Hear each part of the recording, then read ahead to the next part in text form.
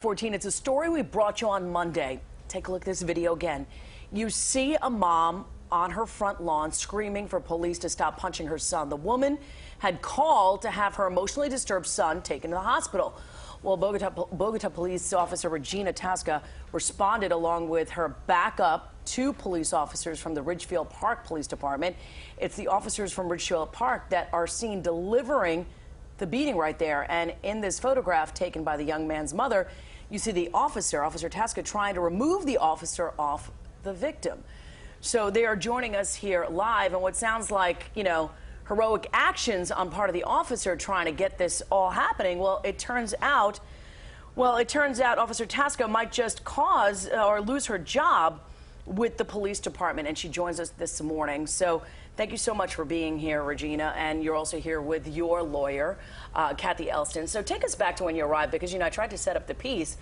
So you get a call, emotionally disturbed boy, mom there, and needs your help. So take us back to that. We get a call that the mother wants her son to be evaluated at one of the local hospitals. Get there. I have a backup officer from Ridgefield Park because there's only 2 of us on the road. Another town comes in to assist. I'm talking to the individual who's emotionally disturbed. Right. During that time, he says, "I don't understand why there's another police officer here." With that, he starts to pace to the left. He says, "I just don't understand why there's another department here." After that, the Ridgefield Park officer automatically just takes him down because he started to walk 2 feet to the left or to the right, whatever it was.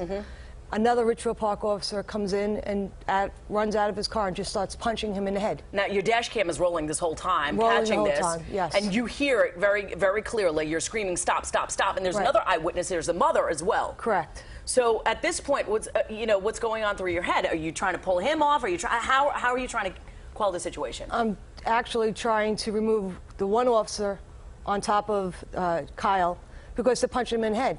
They're using excessive force that they don't need to. The kid was being transferred to the hospital. It was a simple medical call that they just first jumped on top of, then the other Ridgefield Park started beating up. All right, so do you go back to the precinct, and then what happens next? The unexpected happens.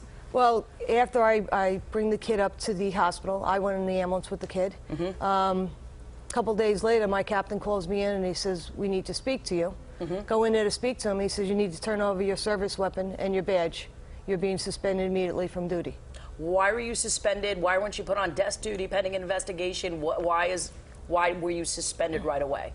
Because I wasn't backing the fact that another officer used excessive force. Wow. Okay, so are you saying that we're talking about crossing the blue line? Is that what you're... Absolutely. You're saying because you didn't stand up for another officer... Correct. And you told what was actually happening... Right. That you are now in the process of possibly losing your job? Yes. Okay. So where do we stand here? What is she being charged with? Where does this go from here? Well, Siggy, Regina's been charged with a number of violations, but one of them is that she's psychologically unfit for duty. When Regina made it clear that she was going to tell the truth about what happened at the scene and what she saw, she was taken off duty. She was sent for a psychological fitness for duty exam, and that's part of the charges that she's facing now, that she's psychologically unfit. Okay. Do you feel like you're being targeted? Absolutely. Do you feel like you're being targeted because you want to go against the boys, or are you calling it a boys' club? Calling it a boys' club for sure. I'm being targeted because, like you say, I went against another officer because he was using excessive force on an emotionally disturbed individual. It was just way too much excessive force. All right. I hear you. I know you're sticking to your ground and standing your ground, saying you did the right thing. You have your lawyer. We want to say that your hearing is going to be in May. And we'll definitely keep you updated on the final outcome of what happens to you.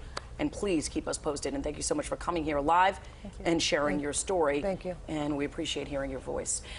It is 7:18. Let's talk about the weather this morning. It's already 57 degrees, and it looks like it might go up to a high of 63. Linda?